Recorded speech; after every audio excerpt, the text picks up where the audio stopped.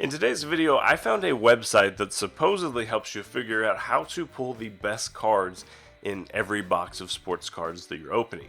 I know that sounds sketchy, and I honestly think it probably is, but we're going to look and decide today. But first, here's your intro.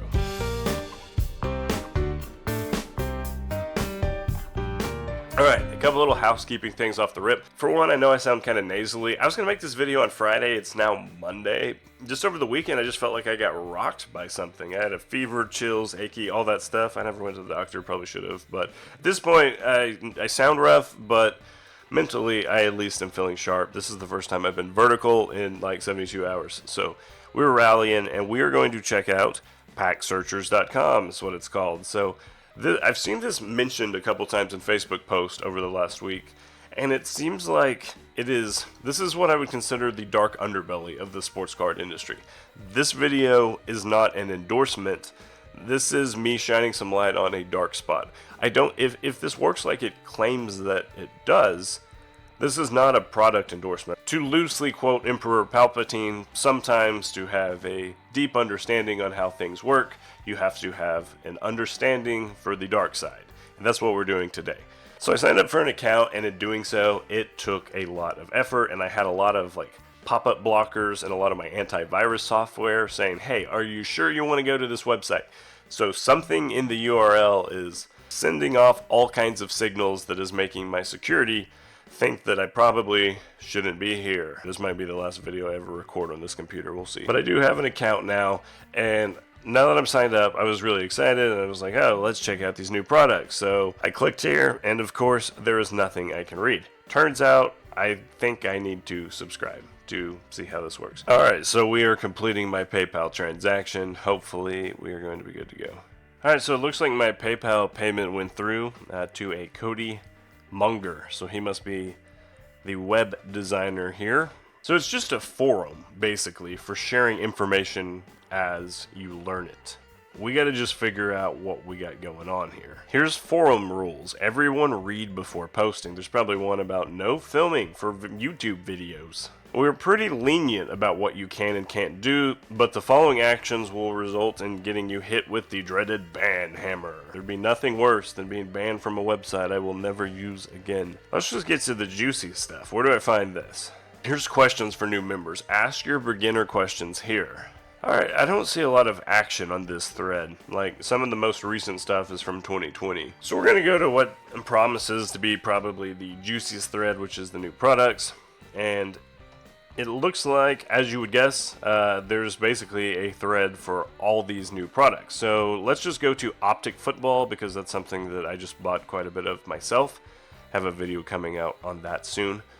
And it looks like we only have 4 different comments. Let's just give them a quick scan. So I just gave these a read, and basically what's going on here is that these guys are finding packs in the wild, and they have determined how the packs are sequenced or how they're constructed and what you need to do to familiarize yourself with the layout of them. So the top guy said, I think he's talking about like cello, like the hanger packs, and he said he's found them at Walmart. It's very easy to see through the back. The last card is a rookie.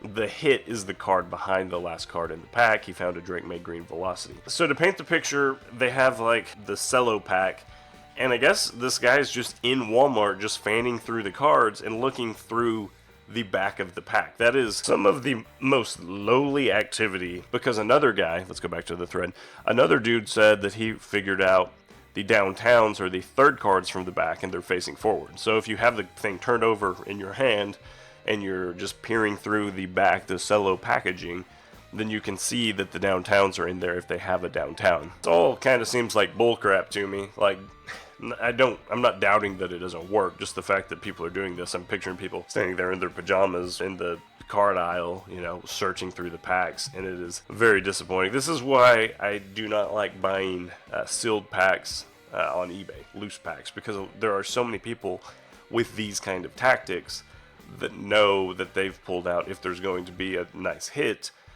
they've already pulled that out. That's why I get stuff from the Cardlines team, or if I need product that's outside of what Cardlines directly has access to, I'm going to somebody like, Blowout or DA Card World or somebody like that, because there are a lot of scummy people like this in the hobby. Let's look at Topps Heritage. They're doing the exact same thing here. This is Topps Heritage, and the guy says, second store was a gold mine. Card number 6 from the back appears to be the sweet spot. He found a Shohei card that was facing backwards that was the flipped variation, and a Wyatt Langford auto in the next pack facing forward in the sweet spot. They call this fanning. That's their verb for like turning over the packs and looking, like using your fingernails to, I guess, slide up the cards and try to get a good look at the bottom. And again, I don't doubt that's possible. So they have concluded, just from reading through more of these, they definitely have concluded that the 6th spot is definitely the good spot. Good info. I can verify the 6th card from the back seems to be a sweet spot. So these guys, these grown men, are going to the card sections and searching the hanger packs and buying the good packs and leaving the rest hanging there for other people to buy. Love that. Top Series 1 has 82 replies, so let's check that out.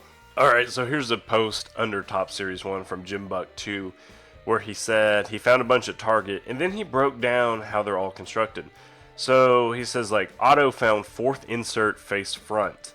This was in front of the 90s theme card yellow. I would think if there were 2 yellows, one would be an auto. If it is in front, most likely, or relic. Relic, 4th in inserts. Home field advantage, 4th insert face backwards. So these people are just looking through tons of them and just making note of how they are constructed and then sharing with everybody. And then just standing there fanning their pack. It does seem like, I just clicked on this 2024 Panini Absolute, and it does seem like most of these are just retail packs. Like that there's some kind of unwritten expectation that we're only talking about retail packs. Because this guy who posts a ton in all of these things says, anyone searching these? I stopped after 2021 since they quit putting kabooms in fat packs. So it seems like we're really just looking at the fat packs themselves. But it turns out there's more to it than meets the eye, because outside of fanning, they're also weighing the cards. This guy says, on my scale, average weight for boxes is 145, I believe. I guess it's 145 grams. I'm not entirely sure. It has a very sensitive scale, clearly. The 148 and the 147s all had kabooms. I've noticed the second waves of these are lighter with less cards, it seems. But a 141 had a kaboom, while the rest averaged 138. Then this guy follows it up and says he opened a mega today that was 140, while the rest of his were 137, and there wasn't anything different. So maybe there's just a little bit of nuance. Either way, it looks like there's more to it than just fanning. There's also weighing cards and whatnot. And then every time there's a new release, they come here and talk about it. Alright, so fast forwarding a little bit, I did some reading off camera here, and we're talking about weighing packs. They actually have a thread that's all about how to do it with recommended scales and whatnot. There are a lot of layers here. Lots of different layers to the onion, and I definitely don't want to endorse any of it, but I did want to make some awareness that this is out there. So, takeaways. Number 1, you should be incredibly careful when it comes to buying cards. Whether you're buying retail packs that are hanging in the wild, or even when you're buying sealed packs or sealed boxes off of eBay. Most of these people on here have jewelry scales, and they have larger postal scales, and they're weighing boxes and packs looking for micro nuances just to determine what the cards are numbered to.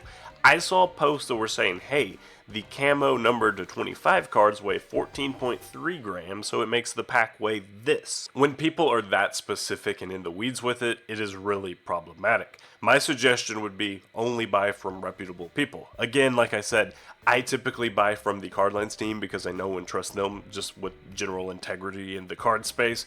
Or if it's something that Cardlines is not offering, then I go to DA or Blowout or Steel City or somebody there. I've hit good cards from all of those folks. I'm not buying from a lot of just individuals who sell packs and boxes on eBay. Same thing can be said of cello packs just hanging up. It seems like a lot of people have mastered that fanning technique. If you find fat packs hanging up at a Walmart, Target, or any other vendor near you, you have to at least bear in mind there's a slight chance that they have been searched, so proceed accordingly. Thanks for watching this video. Sorry it was a darker topic, but it's definitely something you needed to know about. If you have other topics you want me to take on, let me know in the comments below. I'll see you next time.